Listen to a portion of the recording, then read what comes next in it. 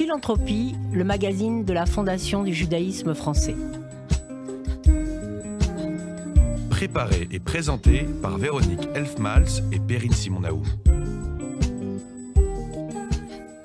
Comme chaque mois, j'ai le plaisir de mettre à l'honneur, et les auditeurs en ont l'habitude maintenant, une de nos 87 fondations abritées par la Fondation du judaïsme français. Ce mois-ci, nous recevons Madame Sylvie Mor-Youssef, présidente de la fondation abritée par la Fondation du judaïsme français, Parcours de vie Viso France, créée en 2011. Vous avez pour objet dans votre fondation de faire de l'humanitaire et de mener des actions avec l'association Vision World en Israël. Vous soutenez les populations civiles et particulièrement les enfants contre les faits de guerre.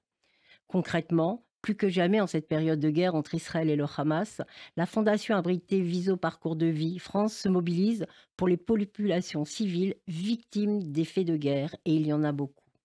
Des roquettes continuent inlassablement d'être envoyées sur Israël.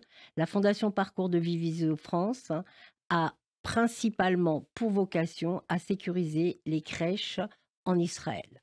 Bonjour madame, merci d'avoir accepté notre invitation. En tout premier temps, peut-être que vous pourriez vous présenter en quelques mots pour que les auditeurs vous connaissent un petit peu. D'accord, donc Sylvie Mor-Youssef. Moi j'ai un parcours en entreprise, je viens du monde de l'entreprise où j'étais amenée à conduire un certain nombre de projets. Et maintenant, je mets mon expérience et mon énergie au service d'associations et de projets. Et là, ce qui m'intéresse particulièrement dans ce projet lié à la fondation donc Parcours de vie Viso France, c'est que nous aidons, comme vous venez si bien de le présenter, nous aidons les crèches Viso en Israël à être protégées des roquettes et en construisant ou rénovant des abris antimissiles.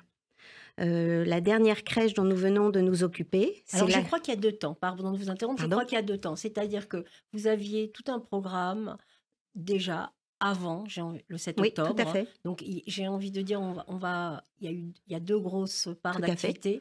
Celle qui existait déjà avant le 7 octobre, qui était aussi pour protéger les populations civiles.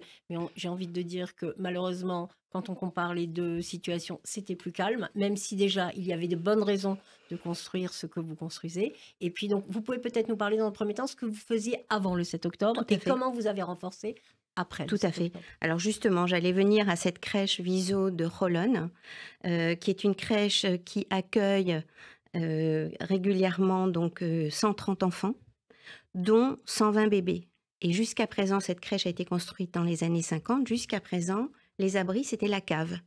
Donc, descendre 80 enfants en 90 secondes et leur faire descendre 17 marches pour les mettre à l'abri, on s'est rendu compte que ce n'était plus possible parce que depuis 2021, des roquettes sont tombées sur la ville de Holon, ce qui n'avait pas été le cas jusque-là. Et donc, nous nous sommes attelés à construire des abris antimissiles, parce qu'un abri antimissile, c'est 60-70 enfants maximum. Et comme cette crèche en accueille beaucoup plus, donc il en fallait 2. Donc, nous nous sommes attelés à ça.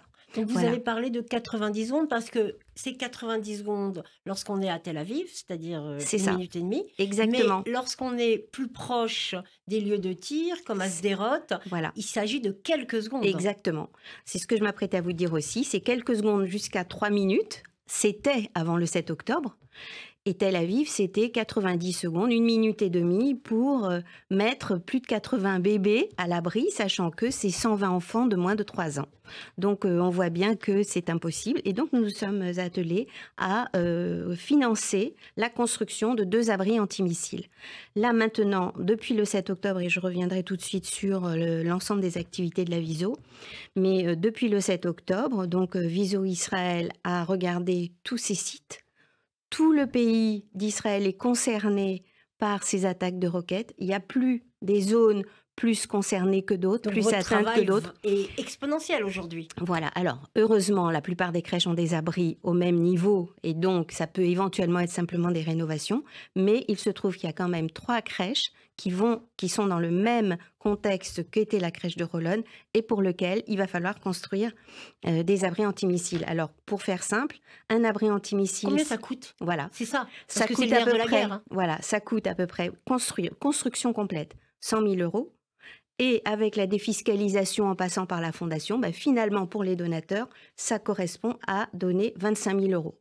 Et donc, ça peut être un don, ou ça peut être une personne, ça peut être plusieurs personnes. Nous accueillons tous les dons au service de cette cause formidable. Voilà, donc ce que fait Viso depuis le 7 octobre. Donc Viso a 180 crèches. Quand vous dites Viso, c'est la fondation... Viso, en Israël, vous faites bien de le préciser. C'est l'association...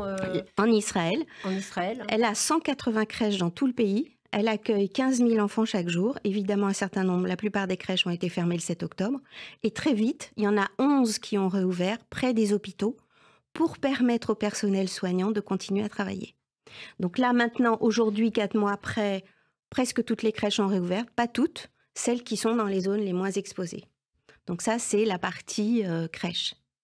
Voilà. Et combien de temps il faut pour... parce que demain, quand on décide ou de créer, ou de construire, ou de réaménager une crèche, combien de temps il faut? Alors pour la parce construction... que vous avez dit combien ça coûte, mais combien de temps il faut? Pour la construction elle-même, 2 mois. 2 mois. Par contre, quand on construit de rien, il y a toutes les autorisations administratives avant. Et là, effectivement... Qui sont peut-être plus rapides aujourd'hui, voilà. Au regard du contexte... On verra. On verra, c'est une situation tout à fait inédite. Donc ces abris antimissiles sont des abris qui protègent de l'attaque atomique, chimique également, c'est ça. Chimique, qui est aussi avec des revêtements particuliers. Voilà. C'est vraiment, tous les cas de figure sont envisagés pour protéger les enfants. Exactement. La crèche précédente que nous avions rénovée, on avait notamment mis un système de filtration de l'air, justement pour répondre à cette question que vous évoquez. La rénovation d'un abri, ça avait coûté à peu près 20 000 €.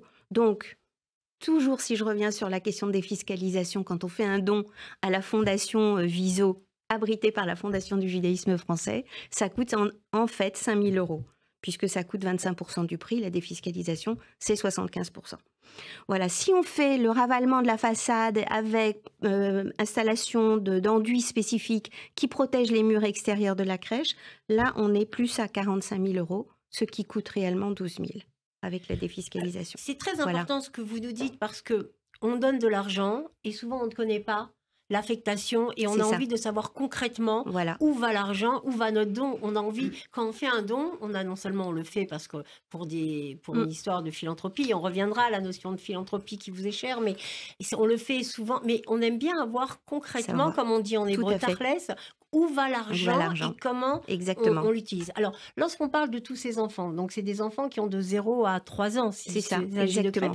On nous vient immédiatement la problématique du traumatisme. Tout à fait. Traumatisme, qu'est-ce qui se passe? Parce que ces enfants, quand on les déplace, ils sentent, évidemment, c'est des éponges, ils sentent tout ce qui se passe. Alors, est-ce que votre Fondation Abritée a aussi des projets ou a aussi réfléchi à des problématiques d'ordre psychologique? Tout à fait. Alors, on l'a déjà fait par le passé, d'aider à la résilience.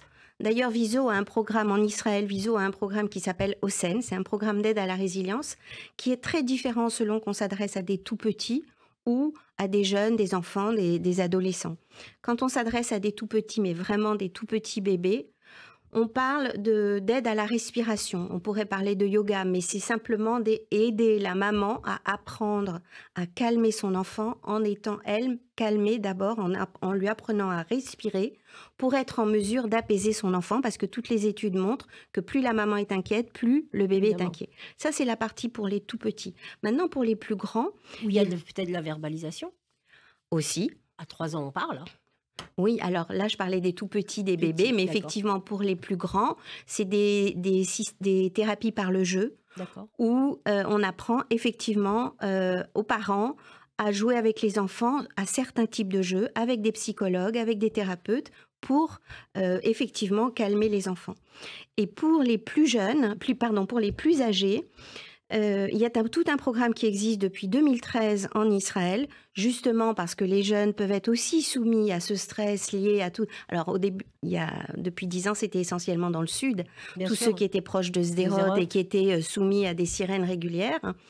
Et ce programme, pareil, de la même façon, on apprend aux jeunes à gérer ce stress. Et en fait, depuis 10 ans, les études montrent que 50% des jeunes suivis dans le cadre de ce programme ont réussi à se sortir de ces situations de stress. Donc, ça veut dire que c'est un programme qui fonctionne. Donc maintenant, depuis le 7 octobre, peut-être qu'on va s'intéresser à nouveau à ce programme dans les mois qui viennent pour aider, Sûrement pour les développer. voilà, pour les aider. Oui, c'est ça, parce qu'en fait, la Fondation Viso s'emploie pour l'instant effectivement à sécuriser les crèches près des frontières, parce qu'effectivement, en temps de guerre, et c'est le cas, eh bien, elle est obligée de mener ses actions Tout à fait. Voilà. Et malheureusement, peut-être qu'ensuite, on Ce sera s'occupera, voilà, Tout à fait. du fait de la guerre, il y aura peut-être Des conséquences traumatiques, et fait. puis à ce moment-là, on verra Tout à ce fait. qu'il y a. C'est terrible. Voilà. Tout à fait. Oui, donc ce sera toujours les conséquences de ces Ouais, faits de guerre, voilà. et d'où notre C'est présence, ça. parce que vous avez un rôle humanitaire qui est, Exactement. qui est extrêmement important. Voilà. Alors, vous êtes aussi présent en France parce que vous avez une conscience aiguë de ce que sont les difficultés pour les enfants. Alors, la Fondation du judaïsme français a cette année, en 2023-24, notre programme 2024 que nous allons présenter, c'était soutenir le village des enfants extraordinaires, Tout à fait. qui est un village très particulier parce que là aussi, ce sont des enfants qui sont en grande difficulté, pas les mêmes. C'est des enfants qui sont exclus de par leur handicap de toutes les structures C'est scolaires. ça. Et donc, la Fondation du judaïsme français a décidé de participer Tout à à fait. ce programme en propre, et nous avons fait appel à nos fondations abritées, et la Fondation abritée Parcours de vie Viso de France a eu aussi l'envie de participer fait. financièrement. Donc, qu'est-ce qui vous a motivé dans cette participation à ce programme qui est pour le coup vraiment extraordinaire? Oui, ce programme est très intéressant parce que c'est un programme d'apprentissage et de jeu pour des jeunes qui sont en situation de handicap, notamment cognitif, et qui permet à toute la famille autour de ces enfants de venir participer aux activités, les parents, les frères et sœurs. Et donc, ces enfants sont valorisés et à la limite, c'est eux qui deviennent les moteurs les de la moteurs famille. de la famille. Et donc, ça nous a semblé très intéressant, d'autant plus que c'est la mission de la Fondation d'aider les jeunes en situation de fragilité ou de difficulté. Donc, D'accord. voilà. Alors, quand on a préparé l'émission, en quelques minutes, je vous avais demandé de vous présenter en quelques instants, et parallèlement, j'ai l'habitude de demander à nos invités leur définition de la philanthropie, puisque c'est le cœur, Tout à fait. le sens de cette émission. Tout à fait. Et vous m'avez répondu, mais l'un est lié à l'autre. Donc, vous m'avez beaucoup interloqué. Donc, je voudrais pour savoir en quoi votre parcours de vie est lié à la philanthropie. D'accord. Alors, la philanthropie, c'est aider l'autre. Et donc, personnellement, je suis diplômée d'HEC. Et très rapidement, je me suis impliquée dans l'association des diplômés d'HEC, et notamment à accompagner des diplômés eux-mêmes en situation d'interrogation professionnelle. Et je me suis rendu compte que je pouvais être utile de cette façon. Voilà. Et ensuite de ça, avec les enfants petits, j'avais moins de temps à consacrer aux activités bénévoles, et maintenant je passe un peu plus de temps aujourd'hui. Alors là où votre réponse exprime aussi que plutôt la philanthropie intervient dans l'éducation et dans les systèmes scolaires, plutôt l'individu en prend conscience. Donc aujourd'hui, on est au courant grâce à l'école de la générosité et c'est des nouveaux programmes qui arrivent, que la philanthropie devrait arriver très tôt dans les écoles, déjà à 7-8 ans. Là, vous étiez un peu plus âgé, une quinzaine d'années de plus. Mais c'est parce que vous avez eu du temps, de la réflexion, que vous êtes dit, ce temps et ces compétences que j'ai, je vais les mettre au service de l'autre. Depuis que j'ai arrêté de travailler, vous voulez dire quand en vous tant étiez que salarié, jeune, quand vous êtes participé à l'association. Ça s'est fait naturellement. Ça s'est fait naturellement, mais par contre, ce qui est vrai, c'est qu'aujourd'hui, je parle beaucoup avec mes petits-enfants.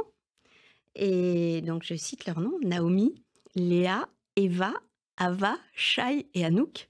Et j'espère qu'un jour, eux aussi auront envie d'aider les autres, parce que je leur raconte ce que je fais et je sens un vif intérêt de leur part. Donc c'est vrai, ça rejoint ce que vous dites, vous m'avez tendu la perche, c'est vrai qu'il faut commencer tôt, je suis d'accord avec vous. Alors en plus, vous donnez de votre temps, parce que je crois que vous voulez garder, en plus c'est les vacances, donc vous nous avez offert ce temps qui vaut de l'or, parce que vous l'avez pris à vos petits-enfants. En tout cas, voilà, pour revenir à un sujet plus sérieux, la Fondation abritée Parcours de vie Viso de France, en temps de guerre, en temps de faits marquants, aide les populations civiles et vous avez choisi le créneau des crèches et des tout-petits. C'est ça. Et nous sommes très fiers de vous accueillir. Voilà. Merci.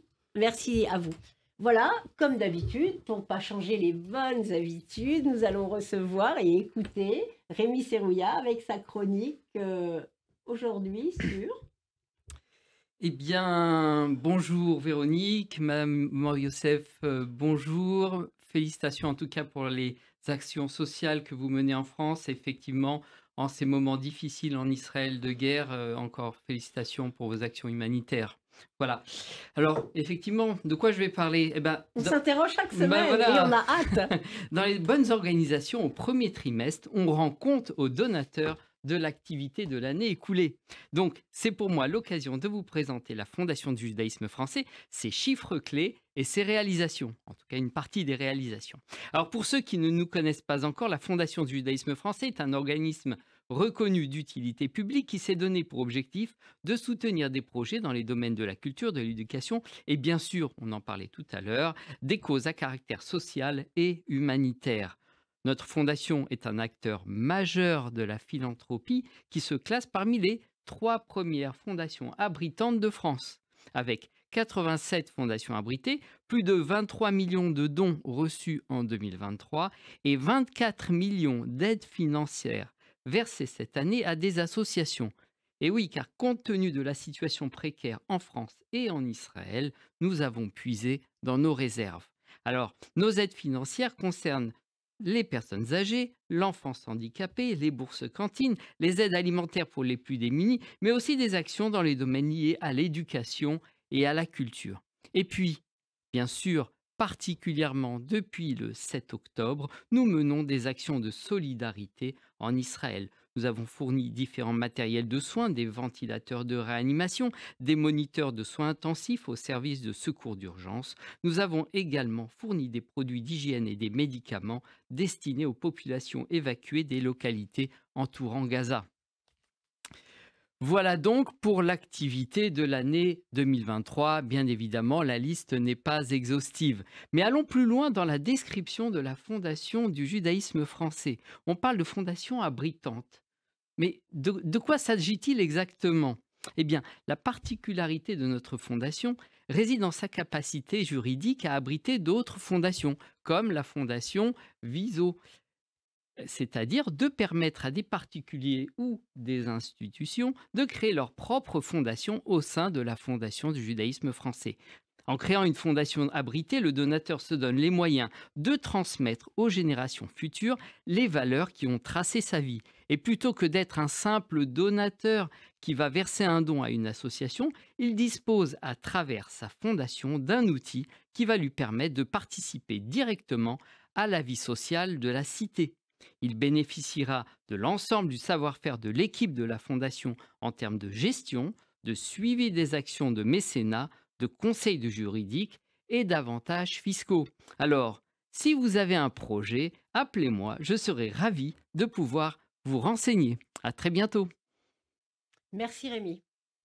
Comme chaque semaine, en seconde partie d'émission, nous avons la chance d'avoir Perrine Simon-Naoum qui interviewe un invité de marque et cette semaine, il s'agit de Philippe Sansonetti.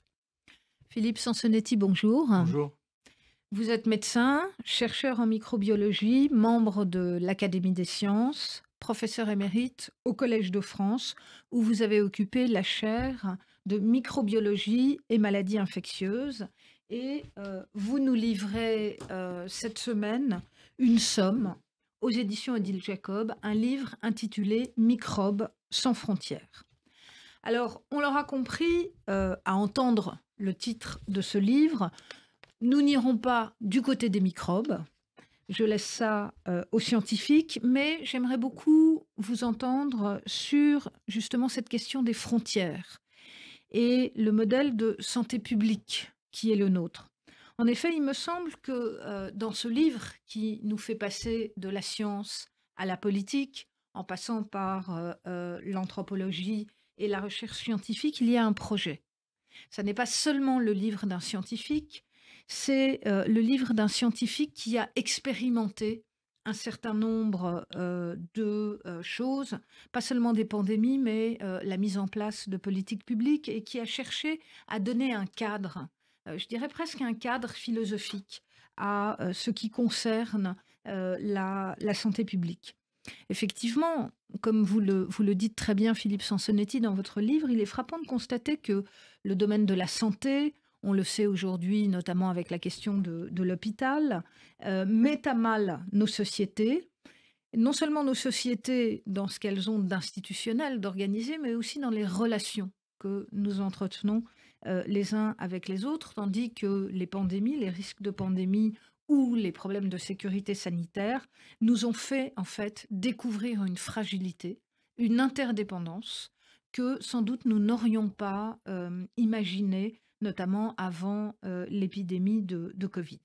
J'avais donc envie de revenir, de m'entretenir avec vous pour comprendre finalement ce qui a changé, quels sont les enjeux actuels et de quelle manière, encore une fois, la santé, et nous ne sommes pas très loin de la philanthropie, nous mobilise précisément parce que elle nous concerne tous. Alors, la première question que je voudrais vous poser, je partirai évidemment de ce qui s'est passé pendant la pandémie, c'est finalement les leçons qu'on peut tirer de la pandémie et ce chapitre où vous évoquez l'idée d'immuniser la planète. Comment est-ce que on peut concevoir les choses? Oui, c'est une question difficile. Je vous remercie d'abord de l'analyse que vous avez faite de l'ouvrage. Au fond, je suis parti. Le livre s'est cristallisé après pas mal de réflexions au début de la pandémie, en réalisant à quel point la pandémie révélait justement des fragilités, des vulnérabilités à tous les niveaux. Au niveau de la santé publique, bien entendu, de l'hôpital qui souffrait considérablement, au niveau économique, au niveau social, on a vu à quel point, au fond, le paradigme plutôt rassurant, que j'ai appelé le paradigme de santé publique du XXe siècle, était en train d'être mis à l'épreuve et de révéler assez cruellement, assez violemment les zones de fragilité. Les zones de fragilité, c'est le vieillissement de la population, c'est les malades fragilisés par des médecines qui sont relativement agressives dans le bon sens du terme, de manière à traiter des cancers, des leucémies, des maladies systémiques, la résistance aux antibiotiques qui d'un seul coup galopait parce qu'on était obligé en réanimation d'utiliser les antibiotiques larga à manu. On a vu très vite se cristalliser la défiance au vaccin, thème que j'avais déjà traité en 2017 dans Vaccin. Mais là, on était quasiment aux travaux pratiques, c'est-à-dire qu'on était en face de la réalité de la situation.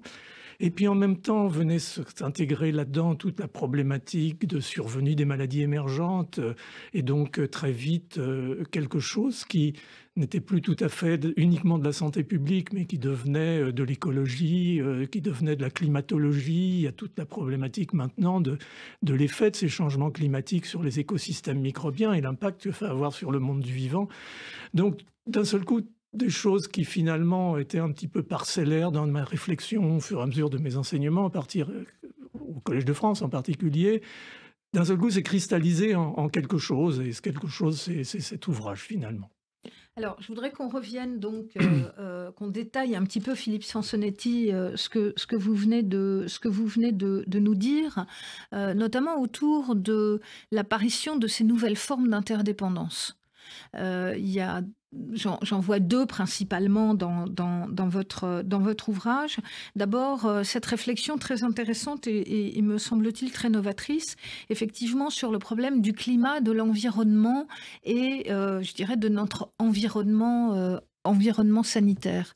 Qu'est-ce qu'il en est en fait aujourd'hui? Comment est-ce qu'on peut voir les choses et surtout comment est-ce qu'on peut éventuellement anticiper, puisque c'est quand même le but de la politique, les futures, les pandémies à venir? Je crois qu'il faut surtout, sinon il faut agir bien entendu, mais avant d'agir il faut réfléchir, et je pense qu'on n'a pas encore totalement réfléchi à, au fond, ce que va être l'impact des grands changements climatiques à venir, pas uniquement le réchauffement thermique, il y a aussi tout ce qui concerne les grands changements écologiques, les drames météorologiques et ainsi de suite. Donc tout ça va se conjuguer. Et au fond, quand on entend ce que j'appellerais le narratif écologique, on parle beaucoup du monde macroscopique, on parle beaucoup des cultures, on parle beaucoup des arbres, on parle beaucoup des hommes et des animaux, de la biodiversité, mais uniquement macroscopique.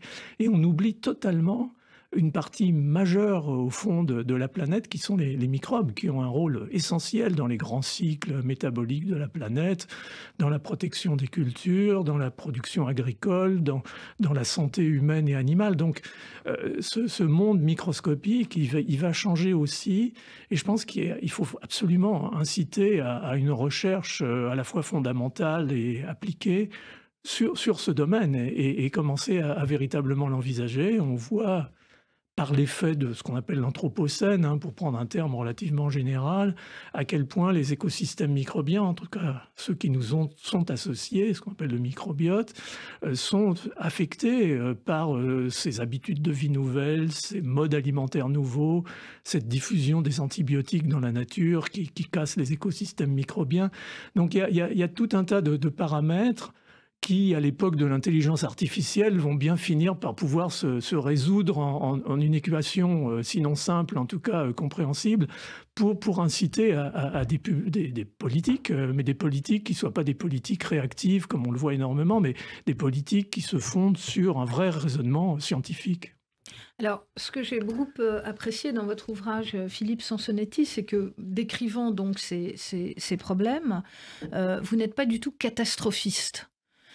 C'est-à-dire que, vous montrez qu'il y a des ressources qui sont des ressources scientifiques, il y a des faiblesses, mais il y a aussi des forces. Quelles sont ces forces ? Les forces, c'est...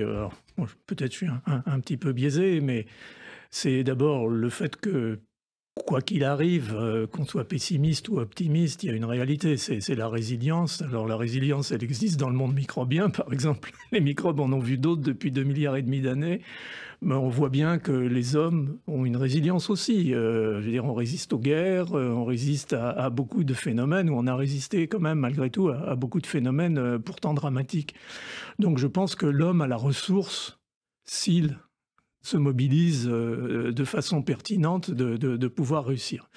Et puis, à côté de ça, pour moi, il y a un cadre qui est incontournable, qui est le cadre de la science. Et je pense que c'est là que peut-être mon inquiétude, voire mon angoisse la plus importante, c'est quid du sens scientifique de nos contemporains. On a l'impression que le sentiment de l'importance de la science dans la compréhension du monde, de la société, parce que pour moi les sciences humaines sont des sciences, est quelque chose de très important, et que cette remise en question dans certains pays, par certains partis, par certaines idéologies, ça c'est angoissant.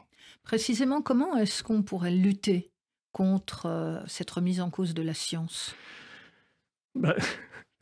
C'est là peut-être qu'on peut devenir un peu pessimiste, c'est que j'ai l'impression qu'on est dans une vague où l'irrationnel prend un peu le dessus, et moi j'ai pas de potion magique. Je pense malgré tout que on va revenir aux choses évidentes, aux basiques, c'est qu'il faut réintégrer la science dans l'enseignement, qui on est quand même passablement sorti ces dernières années.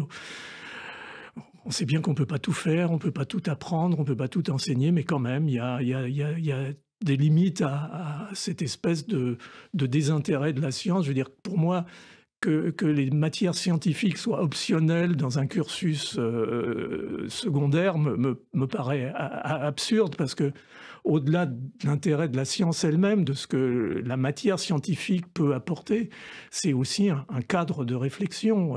Je cite dans mon livre cette citation de Georges Clemenceau, qui est un de mes idoles, qui est que, au fond, le meilleur outil de l'émancipation, c'est la science. Par là, il entendait l'esprit scientifique, c'est ce qui a présidé à la Troisième République et à la mise en place d'un enseignement laïque et obligatoire. Donc je pense que tout revient tout de même à l'enseignement. Et au fond, après, bon, vous êtes philosophe, sans vouloir rentrer dans la philosophie, il est clair que beaucoup, comme Descartes, Spinoza, Sartre, ont réfléchi à ce qu'était la liberté. Et la liberté, effectivement, elle doit se réfléchir en fonction d'éléments de responsabilité collective, du respect d'autrui. Et tout ça, pour moi, est assez facile à résoudre dans une équation scientifique. Alors, juste peut-être un dernier mot sur cette éducation scientifique, parce que vous avez des mots très durs dans le livre pour l'illettrisme scientifique de nos dirigeants. Comment, je veux dire, comment faire pour éduquer les gens à la science, éduquer les gens qui nous gouvernent à la science? Pour ce qui me concerne, je pense que après, on vient de parler d'enseignement, d'éducation, donc voilà. Non, il y a un côté clonal chez nos dirigeants, si je puis dire, en matière d'enseignement, d'écoles dans lesquelles ils sont passés, qui fait que je crois qu'ils ont oublié en cours de route, ou on a oublié en cours de route de leur enseigner ce qu'était la science et au fond les défis qu'elle pouvait apporter pour l'organisation de la cité, pour l'organisation d'un pays. Moi, ce que je pense, c'est qu'il n'y a pas suffisamment, au fond, peut-être la première façon de traiter ce sujet, c'est qu'il n'y a pas assez de scientifiques, des vrais scientifiques, dans l'environnement politique, que ce soit au niveau de l'exécutif ou au niveau du législatif. Il y a longtemps qu'on n'a pas eu un grand ou une grande scientifique qui soit partie prenante et qui soit une grande voix de nos politiques. Est-ce que c'est toujours un succès? Ça, c'est une question méchante. Je pense qu'une personne, une hirondelle ne fait pas le printemps. Je pense que c'est un état d'esprit. Mais il faut quand même pouvoir réaliser. Je sais bien que la vie du politique est difficile parce qu'il faut être en permanence réactif à des sujets qui sont importants, qui sont des sujets sociétaux. Mais si on n'a pas un vrai projet scientifique d'avenir, si on n'a pas une vraie idée d'organisation de la science et du coût, parce que bien sûr, il va falloir décider de priorités. Quand on voit les budgets qui sont alloués à la science en France pour des sujets extrêmement importants, je parle de la biologie, mais probablement pour d'autres disciplines, c'est la même chose.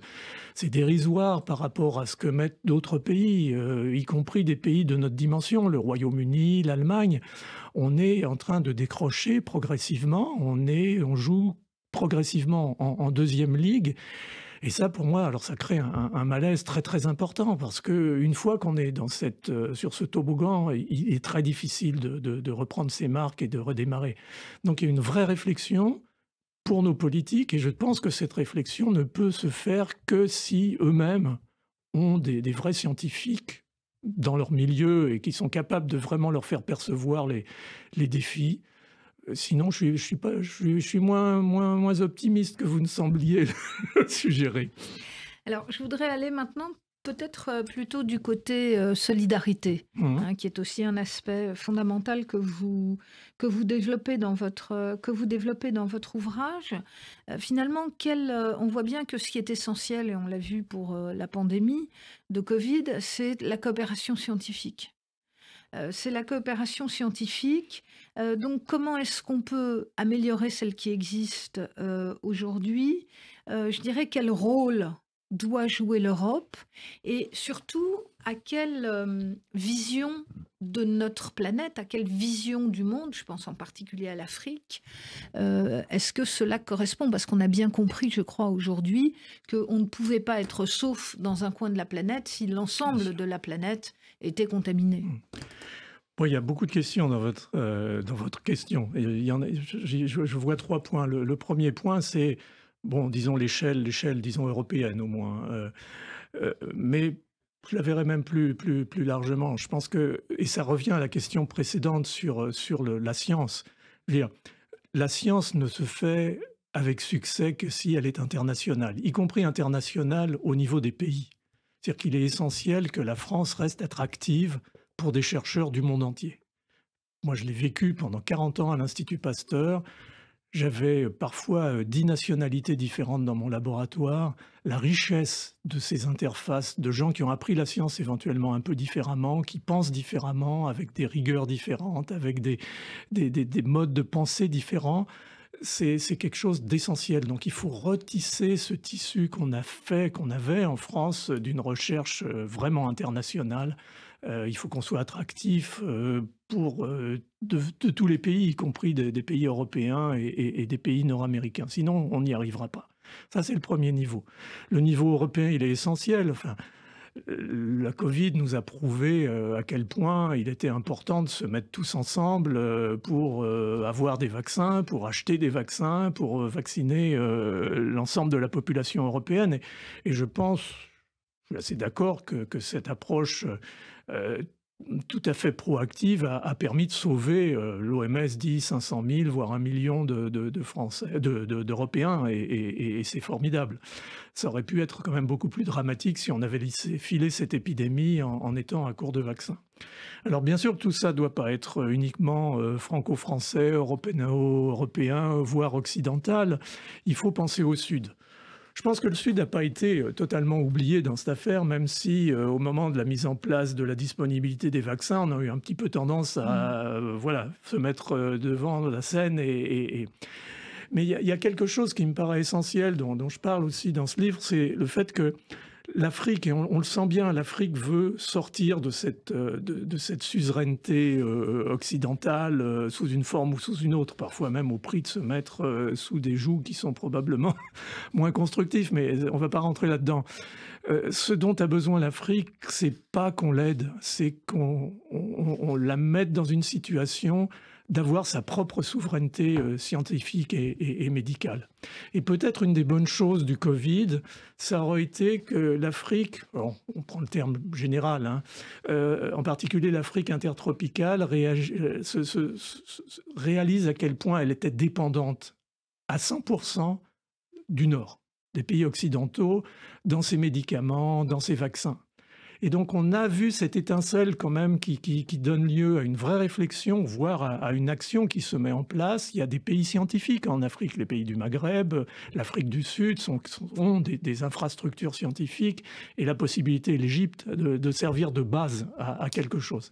Et l'Afrique est en train de construire sa souveraineté thérapeutique et vaccinale.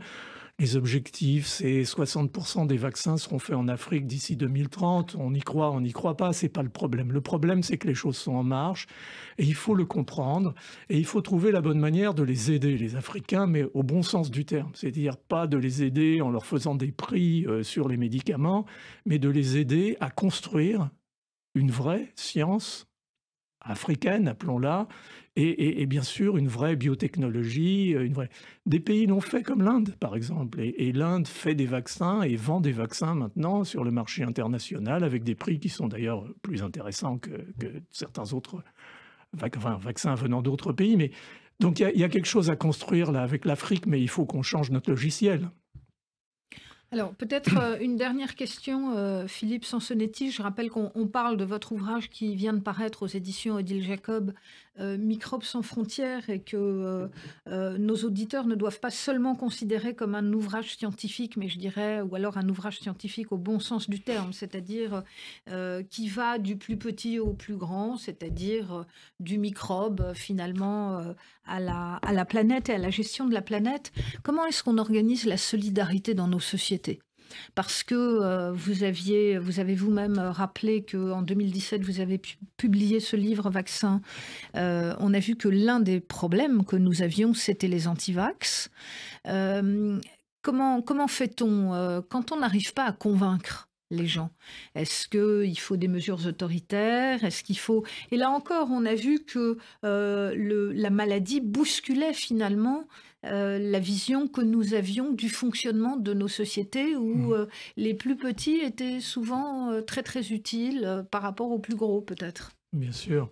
Non, mais là encore, je pense que Covid-19 nous a appris quelque chose. Et si on veut, par exemple, se focaliser sur la problématique des vaccins et de l'acceptabilité des vaccins, on a vu se dérouler un certain nombre de choses qui sont intéressantes si on les prend en considération, si on les reconnaît et si on les analyse.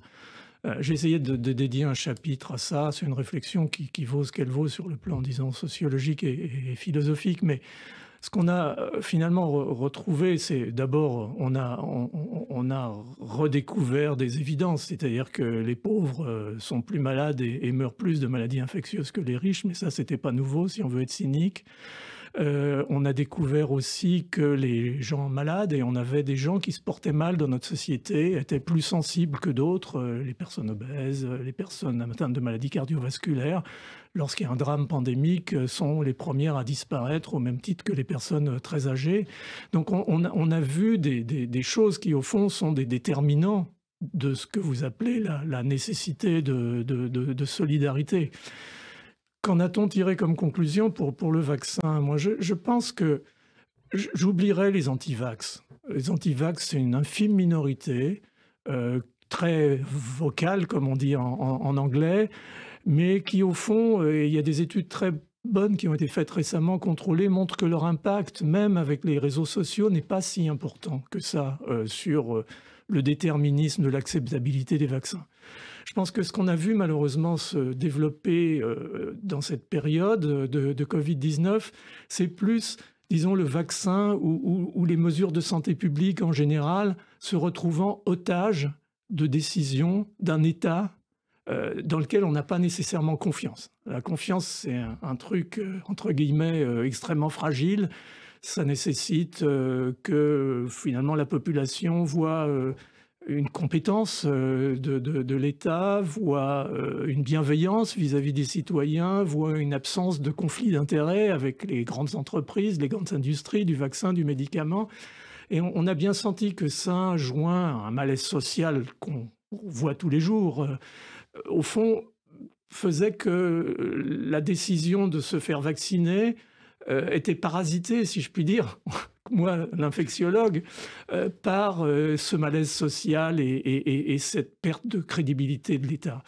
Et ça fait peur parce que comment, encore une fois, ça revient à une des questions que vous posiez, comment rétablir cette confiance? Parce que la santé publique, on s'est aperçu, en était un élément, au même titre que d'autres éléments du système socio-économique en général. Quand on regarde l'histoire, c'est pas une surprise. On l'a vu dans l'Angleterre du 19e siècle avec la vaccination contre la variole, les émeutes sociales dans les villes du nord de l'Angleterre, parce que Londres, le Parlement décidait de tout ça à loin, sans vraiment consulter. Il y a en permanence, la confiance dans l'État est mise en tension et la santé publique en fait partie comme le reste. Et encore une fois, je pense qu'il faut rétablir un système cohérent. L'hôpital est fragile, il faut le défendre, mais il faut aussi le protéger. Et le protéger, c'est avec la prévention. La médecine préventive en France est encore embryonnaire. La France n'a jamais été un vrai pays de prévention, comme certains pays anglo-saxons, pays du nord de l'Europe, par exemple. Moi, quand je fais le bilan de tout ce qu'il y a à faire, je suis quand même un petit peu inquiet. Bon, écoutez, on finira sur ce sentiment d'inquiétude.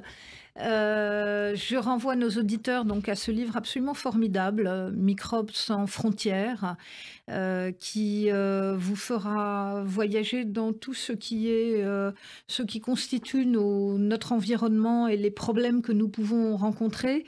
Mais je maintiens, bon, peut-être vous ne serez pas d'accord avec mon idée d'optimisme, mais en tout cas, je dirais un réalisme qui permet quand même de proposer des pistes. Merci beaucoup, Philippe Sansonetti. Merci à vous.